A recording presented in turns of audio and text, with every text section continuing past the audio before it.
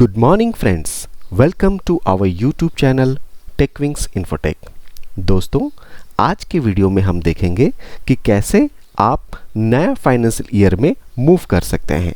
अगर आप tally use कर रहे हैं, कैसे आप अपना डाटा को नया फाइनेंशियल ईयर में ले सकते हैं।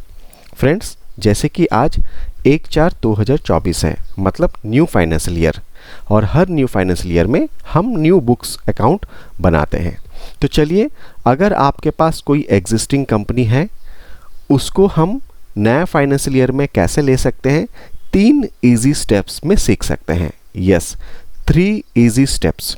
अगर कोई फर्स्ट टाइम के लिए कंपनी क्रिएट कर रहा है तो उनके लिए कोई इशू नहीं है, वो जाके डायरेक्टली क्रिएट कंपनी में अपना मास्टर्स बना के फिर ट्रांजैक्शंस कर सकते हैं।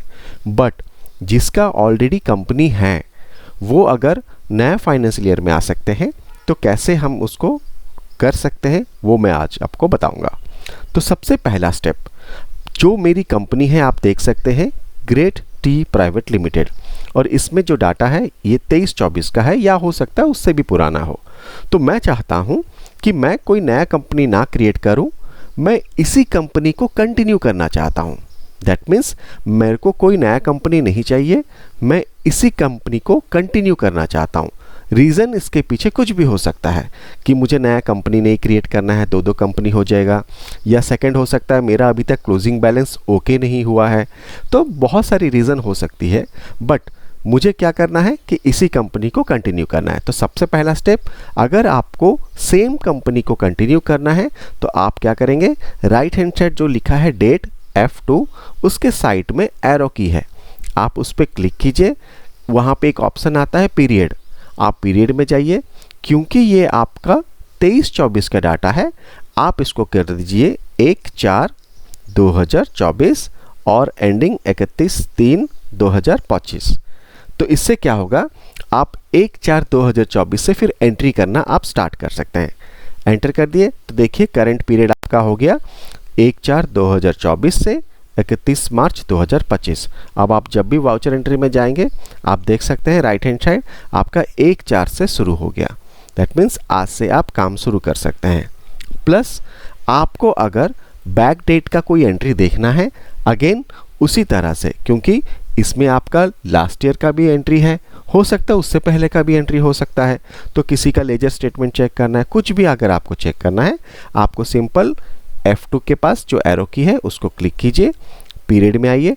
यहाँ पे अगेन अगर पीछे आपको जाना है 1/4/2023 कर दीजिए और एंडिंग 31/3/2025 ही रहने दीजिएगा, ताकि आप जब जाके डिस्प्ले अकाउंट स्टेटमेंट में चेक करेंगे तो आपको पहला डाटा अगर आपको चाहिए वो भी आपको मिल जाएगा। तो देखिए, जैसे कि हमारा अप्रैल से डाटा है, तो अप्रैल से, मई से, जून से ही दिखाया। प्लस अगर आपको कंटिन्यू करना है यहाँ से, फिर यहाँ से भी जो एंट्रीज होगी वो भी आपको दिखा देगा। तो ये था हमारा पहला स्टेप, जिसमें कि हमने बताया एग्जिस्टिंग कंपनी को ही हम कंटिन्यू करना चाहते हैं। तो उसमें सिर्फ आप डेट को एक्सटेंड कर दीजिए, आपका कंपनी फिर स्टार्ट हो जाएगा, या आपकी कंपनी में ट्रांजैक्शन आप कर सकते हैं। अब आते हैं दूसरा स्टेप। दूसरा स्टेप यानी कंपनी को स्प्लिट करना, जो कि रेकमेंडेड है, हम भी सजेस्ट करते हैं। इससे क्या होता है, आपकी जो एग्जिस्टिंग कंपनी है उसके रहते रहते और एक नया कंपनी क्रिएट हो जाएगा। टैली क्या करता है, और एक नया कंपनी क्रिएट कर देता है with the all the same settings. आपका एड्रेस, जो पासवर्ड होगा, F11 में आपने जो यस किया था, सारे सेटिंग्स के साथ एक नया कंपनी क्रिएट कर देगा, और उस नया फ्रेश कंपनी को वो 1/4/2024 से फाइनेंशियल ईयर बुक्स बिगिनिंग कर देगा, और आपकी जो भी क्लोजिंग है लास्ट ईयर की, वो 1/4/2000 का ओपनिंग बन के आ जाएगा। चाहे वो इन्वेंट्री का स्टॉक्स हो या लेजर का आउटस्टैंडिंग्स हो, सारे चीज़ को वो ओपनिंग करके ले आएगा। तो इसका मतलब आपका जो नया कंपनी क्रिएट होगा उसमें सारे मास्टर्स के क्लोजिंग ओपनिंग होके आ जाएंगे। अब आप उसमें सिर्फ एंट्रीज कर सकते हैं। तो आपकी जो पूरी डाटा की एंट्रीज उसमें जितनी भी होगी वो नहीं होगी, सिर्फ आपकी मास्टर्स होगी, और उसका जो क्लोजिंग है वो ओपनिंग बन के आ जाएगा, जिसमें आप काम कर सकते हैं। और वो एक अलग कंपनी होगी। इससे होता क्या है, आपका डाटा साइज भी कम हो जाता है। तो हम भी रेकमेंड करते हैं, जब भी आपका स्प्लिट करना हो तो आप स्प्लिट कर लीजिए इससे आपका 2 फोल्डर अलग अलग बन जाता है, 2 कंपनी अलग अलग बन जाती, डाटा साइज भी आपका कम हो जाता है। कल को कुछ भी प्रॉब्लम होगा तो आपका सेम कंपनी में भी होगा, एग्जिस्टिंग वैसे ही सेव्ड होगा। तो चलिए ये सेकंड प्रोसेस कैसा होता है, आपको जो कंपनी स्प्लिट करना है, जो कंपनी का आगे बढ़ाना है, वो कंपनी आप सिलेक्ट कर लीजिएगा लेफ्ट हैंड साइड। ऊपर में डाटा करके एक ऑप्शन आता है, वहाँ क्लिक कर लीजिए। स्प्लिट करके एक ऑप्शन आएगा, स्प्लिट में आइए। यहाँ 2 ऑप्शन आपको मिलेगा, verify data and split. Verify में सबसे पहले वेरीफाई कर लीजिए। कुछ छोटे मोटे एरर्स अगर होंगे ये फाइंड आउट करता है ताकि उस एरर को आप रेक्टिफाई करें। अगर कुछ एरर नहीं आता है तो आपका आ जाएगा नो एरर्स फाउंड। फिर इसको एस्केप कर लीजिए। अगेन डाटा में आइए, स्प्लिट में आइए और यहाँ पे स्प्लिट डाटा कर दीजिए। जैसे आप स्प्लिट डाटा करेंगे ये पूछेगा कब से आपको रखना है। तो मेरा नया फाइनेंशियल ईयर क्या होना चाहिए, 1/4/2024 और इसको आप एंटर कर दीजिए। Save, continue. जैसे ही आप कंटिन्यू प्रोसेस करते हैं आपका डाटा साइज के हिसाब से, नंबर ऑफ मास्टर और नंबर ऑफ ट्रांजैक्शंस के हिसाब से वो एक टाइम प्रोसेस लेता है, जिस प्रोसेस के अंदर ये आपका स्प्लिट करके पूरा दे देता है। कभी कभी बहुत कम समय में भी हो जाता है और कभी कभी थोड़ा टाइम ज़्यादा लेता है, और इस तरह से वो आपका एक नया कंपनी क्रिएट कर देगा। देखिए तो हम लोग का बहुत ही कम डाटा था इसलिए जल्दी से ये क्रिएट कर दिया। तो जो क्रिएट किया है वो बोल्ड लेटर में यहाँ दिखा दिया, ग्रेट टी प्राइवेट लिमिटेड। जो 23-24 करके हमने नाम रखा था उसको वो बता दिया फ्रॉम 1 अप्रैल 2024। आप इस डेट पे कंफ्यूज मत होइए, ब्रैकेट में जो डेट दिया है मतलब ये नया फाइनेंशियल ईयर का डेट है, और यहाँ पे लिखा है नो वाउचर एंटर्स। प्लस आपका नीचे में क्या करता है, जो एग्जिस्टिंग आपकी कंपनी थी जिसको आपने स्प्लिट करवाया था वो भी दिखा देगा, और उसका एक डुप्लीकेट कंपनी भी क्रिएट कर देता है। जैसे कि ये वाला ग्रेट इंडिया 23-24 फ्रॉम 1 अप्रैल। तो इसको अगर आपको रिक्वायर नहीं है तो आप इसको सिलेक्ट कर लीजिए।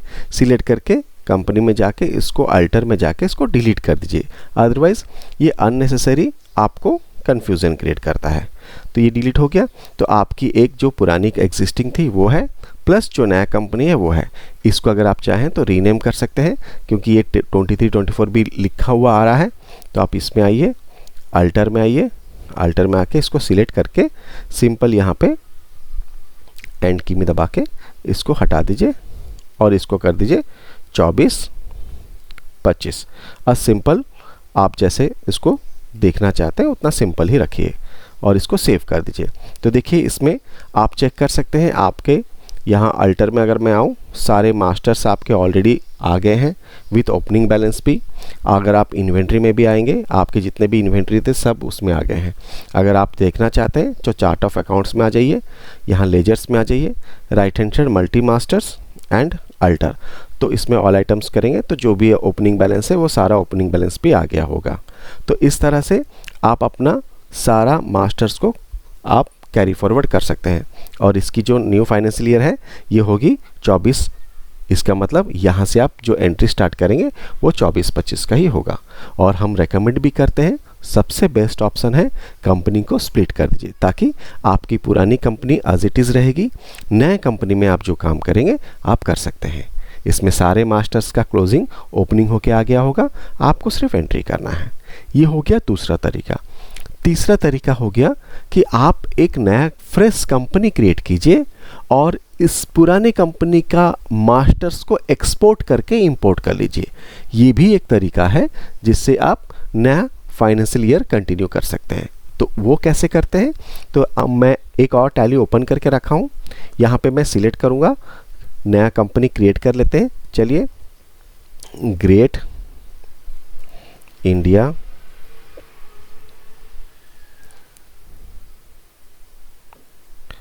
प्राइवेट लिमिटेड, और ये मैं दे दिया सपोज छत्तीसगढ़। मैं यहाँ पे 1/4/2024 डाल के इसको सेव कर दिया।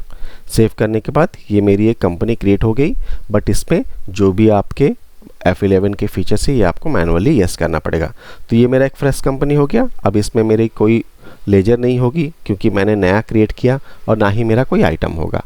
तो इसमें मैं क्या करूँ, जो मेरी एग्जिस्टिंग कंपनी है इस एग्जिस्टिंग कंपनी के जो मास्टर्स हैं वो मास्टर्स को मैं कॉपी पेस्ट करूँगा। तो सबसे पहले मैं जो कंपनी से लेना चाहता हूँ वो कंपनी को सिलेक्ट कर लूँ। जैसे कि ये मेरी कंपनी थी, इसमें मैं एक्सपोर्ट में जाऊँगा, एक्सपोर्ट में जाके मास्टर्स में जाके यहाँ कॉन्फ़िगरेशन में आके यहाँ पे मुझे सिलेक्ट करना पड़ेगा ऑल मास्टर के बाद इंक्लूड डिपेंडेंट मास्टर को यस कर दीजिए। उसके बाद क्लोजिंग बैलेंस को अगर आपको लेना है तो यस कर दीजिए, और कब से रहेगा ना 1/4/2024। तो ये करके आप इसको एक्सपोर्ट कर लीजिए। एक्सपोर्ट करने के बाद ये आपका डाटा एक्सपोर्ट हो जाएगा, मतलब मास्टर एक्सपोर्ट हो जाएगा।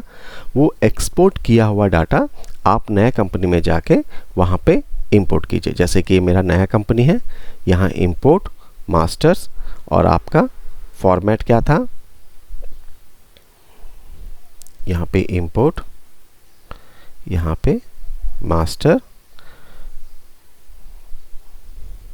फाइल फॉर्मेट आपका XML,